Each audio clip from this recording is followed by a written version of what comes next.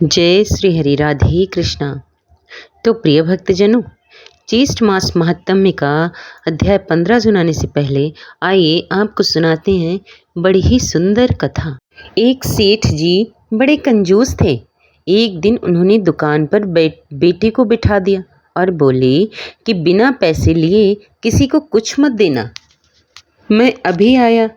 अकस्मात एक संत आए जो अलग अलग जगह से एक समय की भोजन सामग्री लेते थे। लड़के से कहा, बेटा जरा नमक दे दो। लड़के ने संत को डिब्बा खोलकर एक चम्मच नमक दिया। सेठ जी आए तो देखा कि डिब्बा खुला पड़ा था। सेठ जी ने कहा कि क्या बेटा, क्या बेचा? बेटा बोला, एक संत जो तालाब पर रहते हैं उनको एक चम्मच नमक दिया था। सेठ का माथा ठनका। वो बोले, अरे मूर्ख, इसमें तो जहरीला पदार्थ है। अब सेठ जी भागकर संत के पास गए। तब तक संत भोजन बनाकर भगवान का भोग लगाकर खाने की थाली लेकर बैठ चुके थे। सेठ जी दूर से ही बोले, महाराज रुकिए, आप जो नमक लाए थे नमक नहीं था बल्कि जहरीला पदार्थ था। कृपा करके आप ये भोजन ना करें। संत जी बोले, भाई हम तो प्रसाद लेंगे ही, क्योंकि भोग लगा दिया है। भोग लगाकर भोजन छोड़ नहीं सकते। अगर भोग नहीं लगता तो भोजन बेशक छोड़ देते। ये कहकर संत ने भोजन को प्रसाद समझकर खाना शुरू कर दिया। सेठ जी के तो होश उड़ गए। वो रात भर वहीं बैठे रहे। सेठ को रह रहकर ये चिंता सता रही थी कि अगर संत को कुछ हो गया तो वो बड़ी बदनामी होगी। रात में अगर तबीयत बिगड़ी तो हम कम से कम वैद्य को तो दिखा देंगे। सोचते सोचते उन्हें नींद आ गई। सुबह रोज की तरह संत जी जल्दी उठे और नदी में स्नान करने लगे। सेठ जी ने कहा, महाराज तबीयत तो ठीक है? संत बोले, भगवान की कृपा से मैं इसके बाद वे पूजा के लिए मंदिर चले गए। जैसे ही संत ने मंदिर का द्वार खोला तो देखा कि भगवान के श्री विग्रह के 2 भाग हो गए हैं और शरीर काला पड़ गया। ये देखते ही सेठ को सब समझ आ गया कि भक्त के अटल विश्वास को देखकर भगवान ने जो भोजन का जहर भोग के रूप में स्वयं ग्रहण कर लिया और भक्त को प्रसाद ग्रहण करवाया। इसके बाद सेठ ने तुरंत घर जाकर बेटे को दुकान सौंप दी और स्वयं संत की शरण में आकर भगवान की भक्ति करने लगे। और अब आइए सुनते हैं ज्येष्ठ मास महात्म्य की कथा अध्याय 15। स्कंद जी कहने लगे कि हे ऋषियों, कपिल मुनि ने राजा सागर और ऋषिगणों से पूछा कि आप कौन हैं और कहाँ से आए हैं तथा मेरे पास आने का क्या कारण है। वे लोग कहने लगे कि भगवान, यह परम धर्मात्मा राजा सगर शोक और दुख से व्याप्त होकर आपके सामने गिरा है। इस राजा के दुख का कारण आप सुनिए। यद्यपि आप अखिल की ज्ञाता हैं, हे प्रभु, इस राजा सगर ने अपने 60,000 पुत्रों से युक्त होकर अश्वमेघ यज्ञ को आरंभ किया और इसने संग्राम में इंद्र को भी जीत लिया।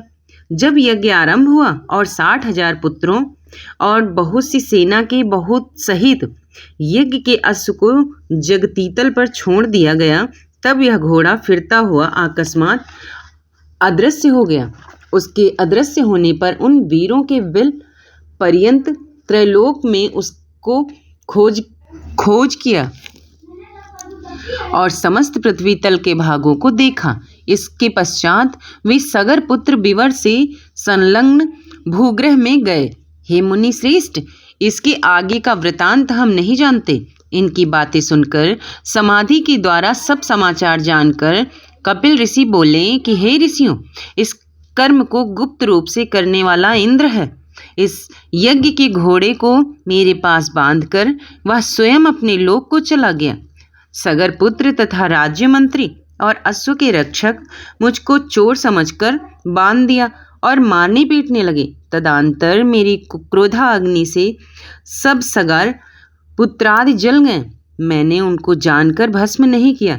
ऋषि श्रेष्ठ कपिल ने इस प्रकार कहकर अत्यंत दुख प्रकट करते हुए विलाप करके स्वयं अपने हाथ से राजा सगर को उठाकर अपने हाथों से उसके मुख कमल को पोंछा और मधुर वचन बोले, श्रेष्ठ भय मत करो, तुम अपने राज्य को जाओ, तुम्हारा 100वां यज्ञ मेरे वरदान से पूर्ण होगा।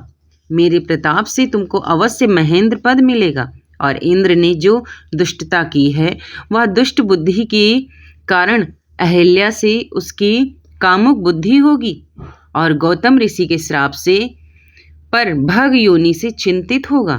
इस प्रकार राजा सगर को वर और इंद्र को श्राप देकर फिर राजा सगर से बोले कि हे राजन, तुमको एक प्रिय पुत्र की प्राप्ति होगी और उससे रात्य नाम की श्रेष्ठ पुत्री होगी और उनसे बड़ा सूरवीर और सत्य पराक्रमी पुत्र भागीरथ नाम से विख्यात सूर्य कुल का भूषण उत्पन्न होगा।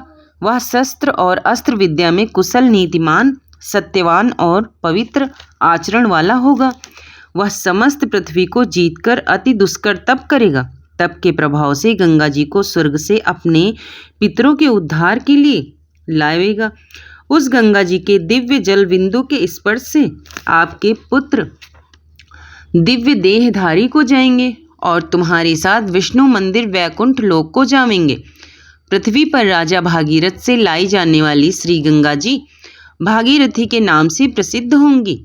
महात्मा कपिल ऋषि के वचन सुनकर राजा सगर ने कपिल देव जी का ऋत्विज्ञों से सहित पूजन किया और नमस्कार करके अपने नगर को आए। इसके पश्चात बड़े कष्ट के साथ कुछ समय बीतने पर एक अच्छे दिन मुहूर्त में सती सुभगा को पुत्र उत्पन्न हुआ। अनेक गुणों से युक्त दूसरे जयंत इंद्र का पुत्र के समान था। वशिष्ठ ऋषि ने आकर उस पुत्र का जात कर्मादि संस्कार किया। उसके जन्म के समय गोदान तथा अनेकों और दूसरे दान देकर अन्य जनों को वस्त्र धनादि देकर प्रसन्न किया। 12वें दिन उस बालक का नामकरण संस्कार करके उसका नाम भागीरथ रखा और शुक्ल पक्ष के चंद्रमा की तरह प्रतिदिन वह बढ़ने लगा। उपनयन समय आने पर राजा सगर ने विधिवत अपने पौत्र का उपनयन संस्कार किया। वह राजपुत्र 16 वर्ष की आयु के पूर्व ही हाथी, घोड़ा, रथादि समस्त विद्याओं और कलाओं का पूर्ण ज्ञाता हो गया। उसको समस्त गुणों से पूर्ण राज्यभार को सहन करने में समर्थ महान तेजस्वी जानकर तथा मंत्रियों के साथ विचार करके वह सुजन्य भागीरथ को राज्य दे दिया। राजा भागीरथ अपने पितामह का राज्य पाकर समस्त भूमंडल पृथ्वी का पुत्रवत पालन करने लगा। यह था ज्येष्ठ मास महात्म्य का अध्याय 15। और अगर आपको पसंद आ जाए तो चैनल को लाइक, शेयर, सब्सक्राइब कर लेना। धन्यवाद।